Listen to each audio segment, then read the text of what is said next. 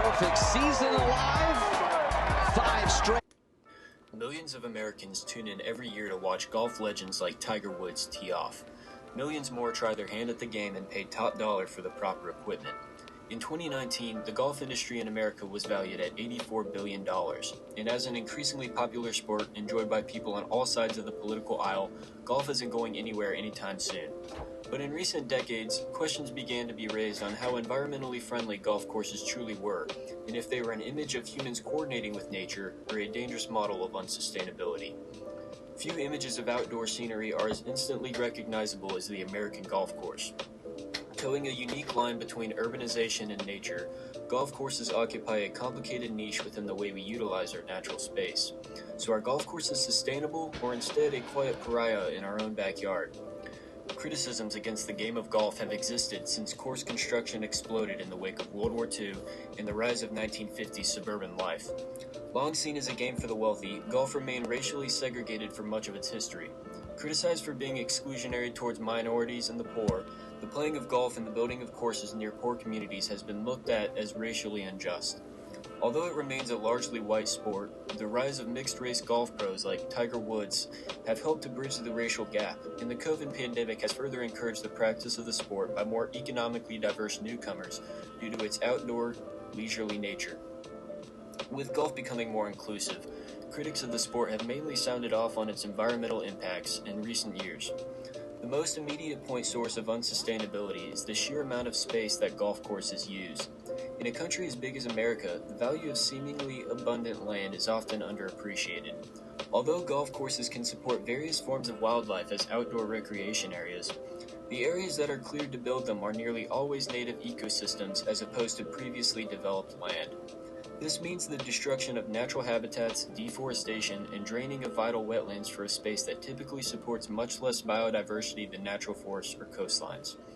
The most alarming addendum to all this well-kept amount of space is the sheer amount of water that is required to sustain it. Audubon International found that the average North American course uses more than 1 million liters of water per day, which is equivalent to what 780 families of 4 might use. This is especially problematic in drought-plagued areas such as California. The cost of golf course upkeep in water, manpower, and other resources has also led to questionable economic sustainability. Pesticides and fertilizers are another main concern, as enormous amounts and variations of them are commonly used to maintain golf courses. Extremely low-cut grass is more vulnerable to fungus and pests, and when closely mowed stream banks allow runoff into local waterways, these chemicals can cause harmful algal blooms that kill off aquatic life. With all this being said, golf courses and the sport as a whole have been attempting to make great strides in recent years to promote and improve environmental sustainability. There have also been a number of environmental benefits from golf courses that have historically been overlooked until recently. Golf courses within urban environments provide wildlife and native vegetation a sanctuary in which to live, and although human and wildlife conflicts can occur within them, the opportunity for urban humans and wildlife to live together has been seen as increasingly valuable. Water hazards in tall grass meadows allow high biodiversity of native life to reside in areas where pond and prairie habitats are often extremely rare. Developments from courses in restoring native grass areas and riparian buffers have allowed rare species of wildflowers and insects to persist, while also reducing pesticides leaching into waterways. These buffers also aid in filtering stormwater runoff from nearby areas, helping to clean local water sources.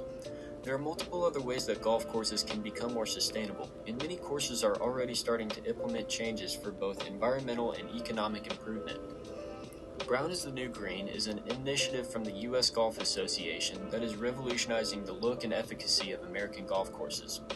These include using drought-resistant fescue as opposed to greener turf varieties, which also requires less pesticides.